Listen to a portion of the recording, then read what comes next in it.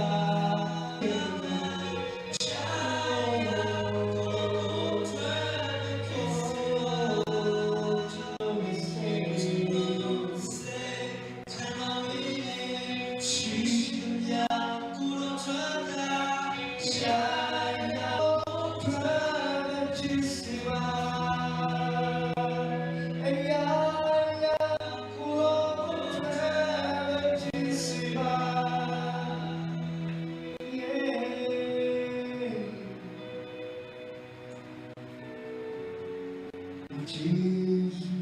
chiwa mata o chino wa machondwe no yanga o ya bona trabe chisima I worship you Lord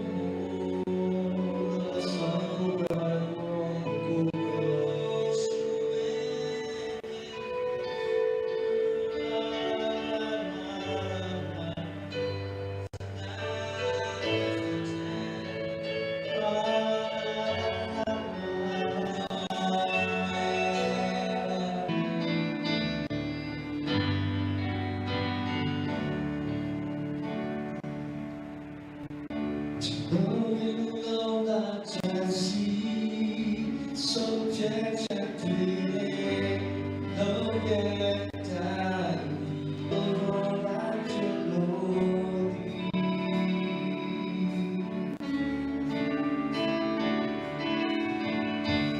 knowing all that I got, the king and the morning, oh, wonderful,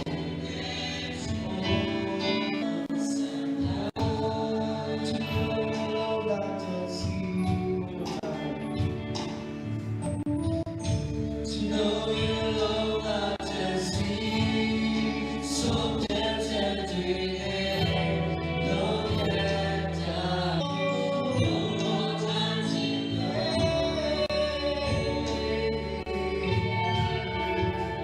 to know you love majesty, to know you love majesty, and I hear the voice of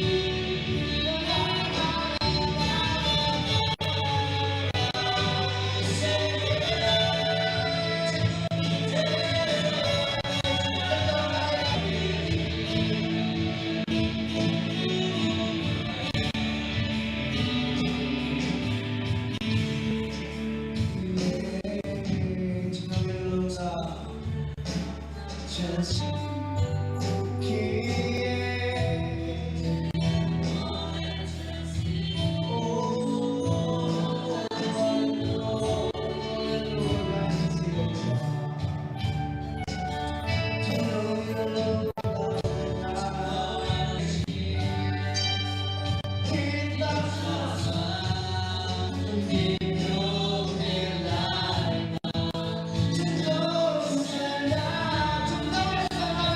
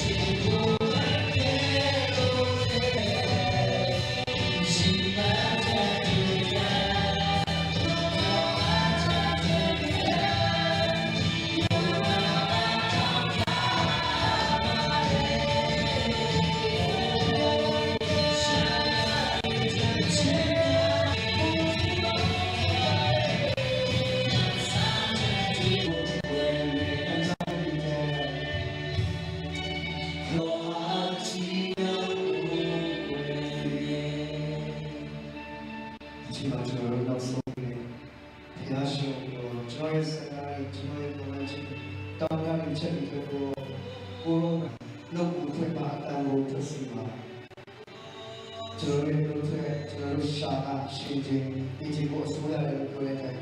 စိတ်ထဲမှာပြောရတဲ့ဘယ်လိုပါလဲဆိုဘိုးတော်တို့ကျွန်တော်ရဲ့မှန်ချက်တွေကျွန်တော်ရဲ့ပြောမှန်ချက်တွေ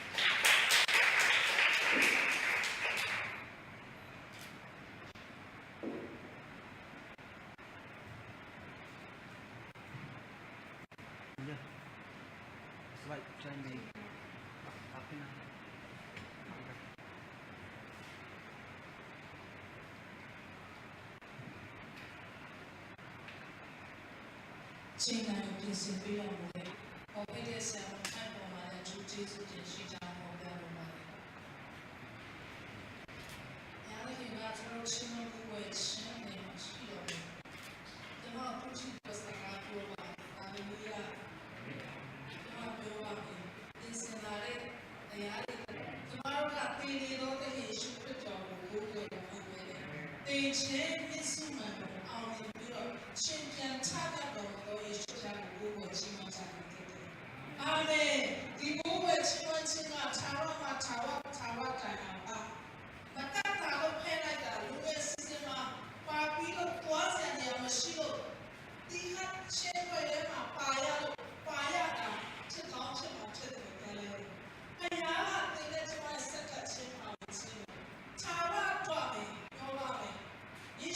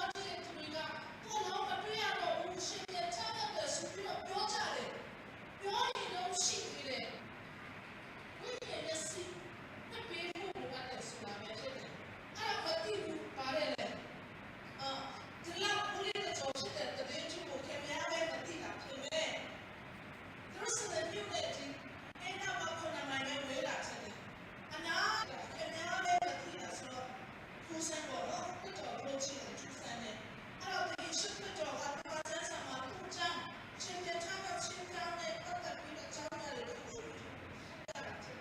ဘုရားခါနေပြီးပဲဒီမှာစပင်းရောက်ခါနေမှာဖက်တော်ချင်းတော့ပါလေလားအဲ့ဒါစပင်းကျွန်တော်တို့ကလာပေးပါလားဆိုတော့ဖက်တော်လည်းသူကညစာစားဖို့မဟုတ်ဘူးကျေးဇူးတော်ရှင်မမဟုတ်ဟဲ့ပြီးတော့သူတို့ပေးလိုက်တာနဲ့အခုမှမစစ်တာဘယ်လိုဖြစ်ရပြီးတာလဲဖက်တော်ကဒီအောင်ချက်လိုက်ဒီကနေ့သူတို့ဆာမတ်နေတဲ့ချိန်မှာရှင်တဲ့ချမ်းသာတော့ဖက်တော်ကိုဆာမတ်တာမဟုတ်တော့ညာလေဖက်တော်ရဲ့အကြောင်းထူးဆန်းပါရဲ့ဆိုတော့သူတို့ဆွေးနွေးနေတဲ့ချိန်မှာဖက်တော်ရဲ့အခုကသူတို့ရဲ့အလေမှာသူတို့ရဲ့ခရီးပွားခြင်းမှာအပေါ်နဲ့ပါလာတာဖြစ်တယ်အာမင်အာမင်ကျွန်တော်ရောက်ချင်တော့မောကြီးရဆန်းဆန်းအမှန်တကယ်တော့ရှင်ပြန်ချတဲ့ရှင်တို့ကယုံကြည်သောသူတို့ချဲမှာအဲ့ဒီမှာပဲတရားတာပဲပုံပဲဘာမှအကျိုးမဲ့လို့ရှင်ပြန်ကမ်းခြင်းတက်တဲ့တော့လောက်ဆိုတော့ဟောပြချင်အာမင်အလုံးလုံးပဲအာမင်အတက်တော်ပြပြခြင်းအတက်တော်ပြည့်လေခြင်းအတက်တော်နို့စိတ်တွေနို့ဆန်းတွေအတက်တော်ဆန်းတွေအတက်တော်အတက်ဖြစ်စပေးရတဲ့ဆိုတဲ့ဒီရှင်ပြန်ချတဲ့ရှင်ကာလာတဲ့ပုံစံဆိုင်ပြီးတော့ဒီနေ့အတက်တော်ကတမန်တော်ဟုတ်တယ်ကဘာကတမန်တဲ့ဒီညာလေးချစ်တဲ့အခါမှာအနည်းငယ်ဒီလိုအဲ့ဒီကျွန်တော်ဆွေးနွေးတော့မှဖြစ်တယ်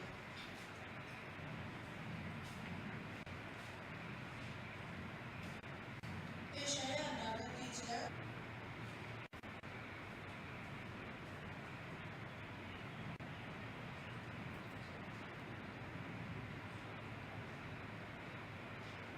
ဒီစဖို့အန်ဒီစဖို့ငယ်ဆောင်ငယ်ကိုမိယောနိုင်တော့အကယ်၍မိယောတော်လေတင့်ကိုငါမမိရောငါဒီကိုလဝါနိုင်တင့်ကိုစာလို့ဒီမြင့်ရိုးဒီငါရှေ့မှာဆင်ရှိပြီးချက်ချောက်ချစ်ဖြစ်ပါလေဘုရားတော်ဒီလိုဆိုငယ်ကိုမိယောနိုင်တော့အကယ်၍မိယောတော်လေတင့်ကိုငါမမိရောငါဒီကိုလဝါနိုင်တင့်ကိုစာလို့ဒီမြင့်ရိုးဒီငါရှေ့မှာဆင်ရှိပြီးတနည်းအားဖြင့်ရှေ့နိုင်ဒီရှိဒီမြဲမြဲအောင်မြင်ခြင်းရှိနေဆိုတဲ့သဘောဖြစ်ပါတယ်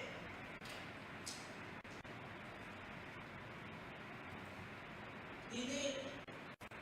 ဒီခင်များနေမှာဘုရားဝင်ရှာဝင်စားပြီးတော့ဖြစ်တဲ့ဒီခင်ကြီးများကိုကျွန်တော်ဝါပြုတ်လို့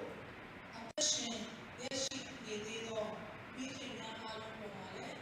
အရှိန်ကောင်းချီးပေးပါစေဒီနေ့ရောက်လာတဲ့ဒီခင်များမိခင်လောင်းများပေါ်မှာလည်းဒါရှိလို့ပဲမိခင်ဆိုတာပေါ်လာတာဖြစ်တယ်။အားကြောင့်မိခင်ကအရေးကြီးတယ်လို့မိခင်များနေမှာဖခင်လည်းလို့ပြောဆိုတာပြောချင်တာလေဖခင်များပေါ်မှာလည်းဒါရှိကောင်းချီးပေးပါစေ။ကျွန်တော်တို့ဖခင်တို့လို့ရှိပါတယ်ဟုတ်တယ်နော်။တပ်ပြီးသားမြို့သားတွေကိုဖခင်အဲ့လိုပဲကျွန်တော်တချို့တွေကခလေးမရသေးတယ်ဖခင်မရောက်သေးဘူးမဟုတ်သေးဘူးနော်အမေပေါ်မဲ့သူမရှိသေးအဲ့ဒါအမေများ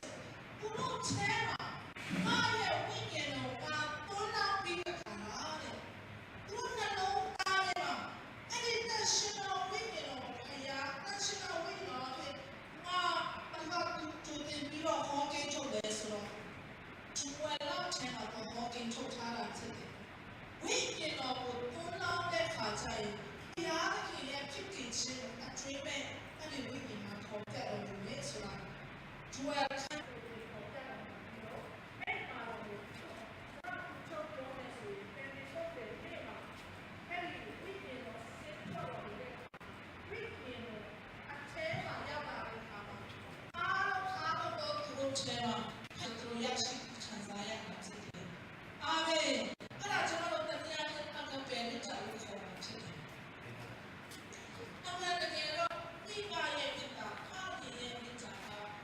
အဝေးကိုလွတ်ထွက်သွားတယ်ဖြစ်တော့လမ်းလွဲသွားပြီဖြစ်တော့တာကိုခဏခဏတော့ပြောရတတ်ချင်တယ်။ကြောက်တော့တာအိမ်ကနေမထွက်သွားတယ်လေ။အားဖြင့်ရဲ့ဖြစ်တာရှိတယ်။ဆက်တော့တဲ့အကျွေးကတော့အချမ်းသာချအိမ်ကနေကျမတို့တို့ကဆက်ပေါ်လာတာဖြစ်တယ်လို့ကျွန်တော်ခံယူရတာဖြစ်ပေမဲ့အချော့ခေကလေးကမိချာကကျွန်တော်တို့စောင့်ကြည့်နေတာဖြစ်တယ်လို့ကျွန်တော်တို့အဲ့ဒီမိချာကအိမ်ကိုပြန်ပြန်လာတယ်။ဒီလိုကရဟန်တော့ဝင်စားပြီးဝေငါချတာဖြစ်တယ်။နားမလူတွေကိုပြန်တယ်ပြီးတော့ဝေငါလည်းတက်တက်ပြန်တယ်။ဒီလိုဒီလေးဝေငါဖြစ်တယ်။အစိုးရကမှဆိုရင်တမရဝေလာတမရကိစ္စစစ်ကတို့တမရချမ်းစာချင်းဆိုရင်ဒီလိုရတဲ့ဒီမိုက်တော့အဖေဘေးတော့ချူတယ်နဲ့ရောက်နေများသွားတဲ့အကြောင်းဖြစ်တယ်။အကြောင်းကတဆိုးရှိရှာတဲ့ခါမှာ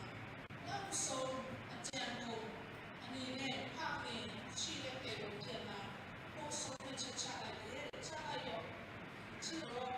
ဒီပါရဲ့မျက်နှာလည်းဘုံမဲ့တော့တော်တော်သူ့ကိုတိုင်နေတယ်မျက်နှာကစက်တယ်တော့လည်းအချောင်းရဲ့အစင်မပြေတဲ့ခါမှာစက်ချဲမှန်လို့ဆုံးပေါ်တာသူ့ရဲ့အားတော့ပြန်လာတော့အဖေကချားလဲချားရောတဲ့အိမ်ထဲမှာနေခဲ့တယ်အိမ်အခြေဘက်ကိုချပြီးတော့အမျိုးတော့ဝဲကိုလမ်းပြရတဲ့နေရာကကျွန်တော်စီးချလာတယ်အဖေကကျွန်မကိုအဝေးကကျွန်မပြန်လာကိုစီးတော့ welcome home ဆိုပြီးတော့ကြိုးဆိုတဲ့နေရာတွေပြန်ကြိုးဆိုတဲ့စကလုံးတခြားတဲ့လုံးဝမလာမပြောဘဲအဲ့ဒီစကလုံးနဲ့ပဲကျွန်တော်တို့ပြည့်ပြည့်နဲ့ပြန်ပြန်ကျွေးပြီးတော့ဘာရှိချင်တဲ့နေနဲ့လို့ပြီးတော့အဲ့ချာလည်းမတော့သမီးအိတ်ချောပေါ်ပြီးတော့ဖြစ်တယ်အာမင်ဟာကိရဲ့ပြချာတဲ့လမ်းမတဲ့ကျွန်မမှာဒီအိမ်တော်ချဲကိုပြန်လဲခေါ်ပြီးဖို့ပဲဖြစ်တယ်အာမင်နောက်တော့တို့ရဲ့ထုံးစံရမြို့သမီးကြောက်ဖြစ်တဲ့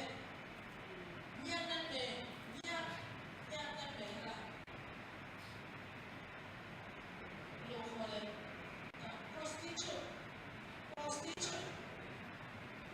အရှင်းအချင်းမိသားစုဘယ်တော့တော်တော်နဲ့ဘယ်တော့တော်တော်လဲဆိုတော့အားကြီးရဲ့တော့ဆောင်းတဲ့တူတူပြရတဲ့သူရဲ့ရှိတဲ့ခါကျတော့အရှင်းမိသားစုအရင်ဝန်နဲ့အရင်ကတော့အရှက်တွေအချိုးနဲ့ရှိကြတယ်ဖြစ်တယ်။အဲ့ဒါတော့ဒီထဲမှာပြောပြီးတော့သူကတော့ခံတာဖြစ်တယ်။အဲ့တော့အကြရုံကြီးချုပ်တာတမီးကိုဒီအတိုင်းကိုပြန်လာစစ်ချင်တာလား။ဒါမှမဟုတ်အပြည့်ပြည့်တော့လည်းပြန်လာစစ်ချင်တာ။အဲ့ဒါဒီကိစ္စကမိုးရုပ်ကတော့ဒီတမီးအားဒီဘဝမှာဝန်နဲ့မနေတော့ဘူး။တက်တော့ရုပ်တဲ့ချင်ရရုပ်တဲ့စီကိုချုပ်တော့လည်းဒါပေမဲ့ဒီစစ်စစ်ချလို့မရစစ်ချင်တယ်ဆိုတော့အကြရုံကြီးချုပ်စတော့တယ်။ဒီရောက်တဲ့တန်းချင်တာဖြစ်တဲ့အတွက်တမီးကိုဘယ်လိုပြန်လာစေချင်လဲ။တမီးမိုက်ပြီးတော့ဒီကတော့တဲ့အဖြစ်သူပြန်လာတာပြုံးနေတဲ့အဖြစ်မရှိတော့သူဖြစ်စေချင်တော့တမီးပြုံးစေတော့တမီးကတော့ပြန်လာတဲ့အတိုင်းဒီပါရုံနဲ့ဆွဲချလိုက်တော့အတိုင်းဒီချွေအတင်းတော့အားချရတော့အကြည့်ကြည့်နေနဲ့အင်ချောင်းချပြီးတော့တာဝေချုံလာပြီးတော့ process တာဖြစ်တော့တာဖြစ်တယ်ဒီပြန်တဲ့တေချာတာဖြစ်တယ်အမေကအချင်းချင်းနေလာတာဖြစ်တယ်တဲ့ခန်းစားချက်ကိုပြန်ပြီးတာရန်နေလာတော့တကယ်ပါလေဒီလိုမျိုးအရင်ကပြောပါခဲ့တဲ့သူတို့အချက်သူရုံရှာလာဖြစ်တယ်ရုံရှာလာတဲ့ချိန်ဒီပတ်နေတဲ့ပြီးတယ်လို့ခန်းစားရတဲ့ချိန်မှာအခုချိန်မှာမဟုတ်ဘူးလေလိုအပ်နေတယ်အဲ့ဒါသူ့ရဲ့ဘဝတန်တာဖြစ်တယ်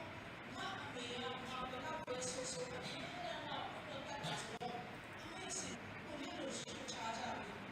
တော့တနေ့တဲ့ဘယ်လိုမှချ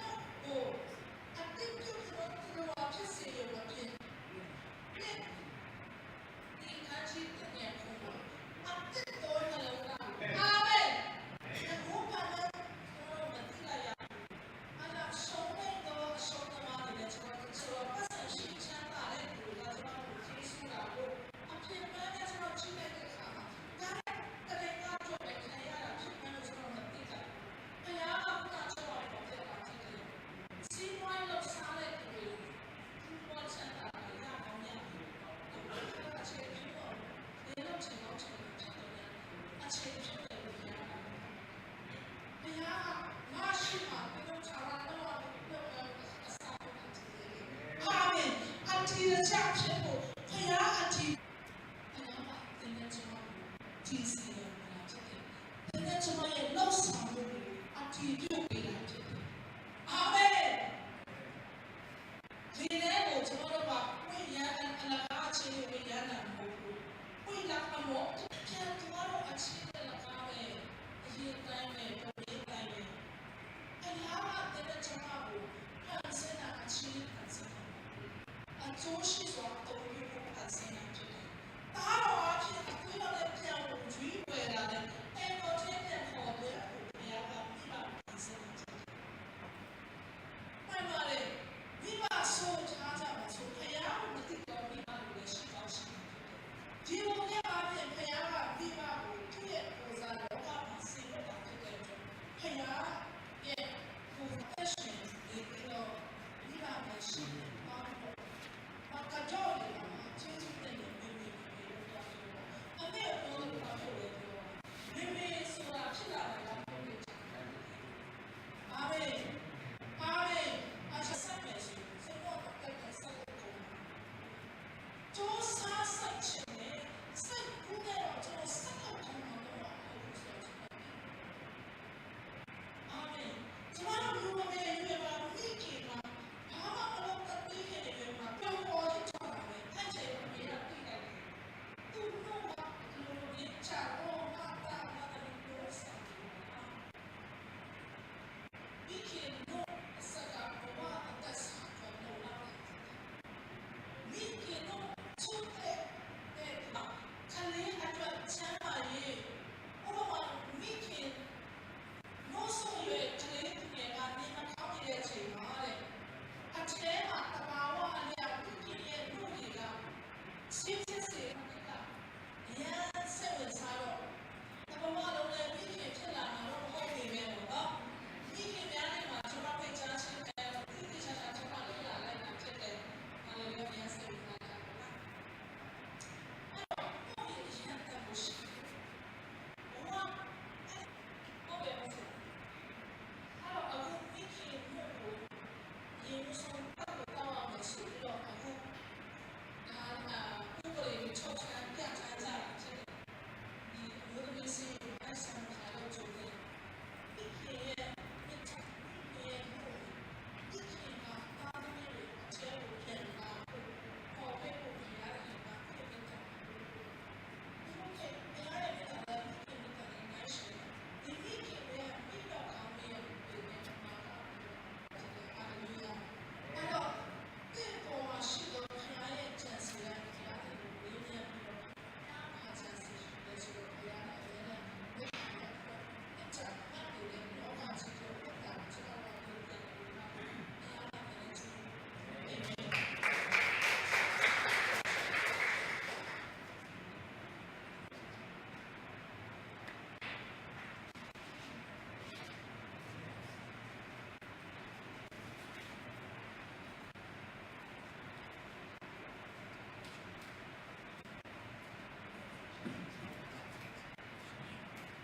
အားလုံးပဲကျွန်တော်ရတယ်ကျွန်တော်တော့ကြည့်တာတော့ရှင်းထွက်တယ်ဘယ်လိုလဲအားပါတယ်ချုံရစရာလေးရှိတယ်အဲ့တော့ကျွန်တော်လည်းတရားပဲနော်အဲ့တရားပဲစနေနေ့မှာစာဆောင်ခြင်းရှိတယ်တလားမှာတရားပဲဖြစ်တယ်အကျဉ်းမှာဒီနေ့ကိုရှောင်းအောင်နေရာတူတယ်ကျွန်တော်မနက်ပိုင်းတွေ့မှာကျွန်တော်မှာစာဆောင်ခြင်းနဲ့စကားပြောကြည့်လို့အဲ့ဒါ6အဲ့ဒီမှာ6တယ်ကျွန်တော်မှာ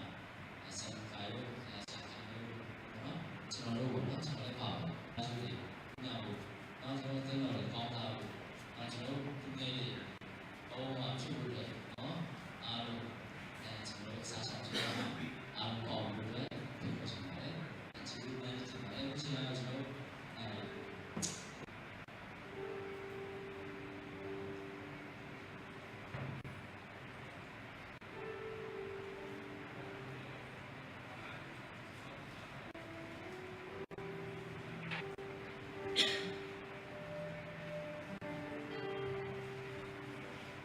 都不是先背的，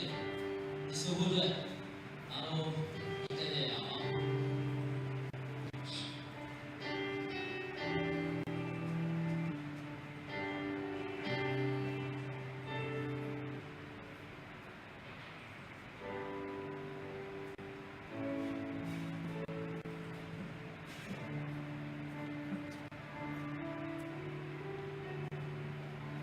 အားလုံးနားကြည့်လို့ရှိရင်အကြမ်းကိုတော့ကြည့်လို့ရှိရင်အကြမ်းကိုကြည့်လို့ရှိရင်အကြမ်းကိုတော့ကြည့်လို့ရတယ်ကျွန်တော်ပြရည်ရတယ်ကျွန်တော်ကလည်းလုပ်ရတယ်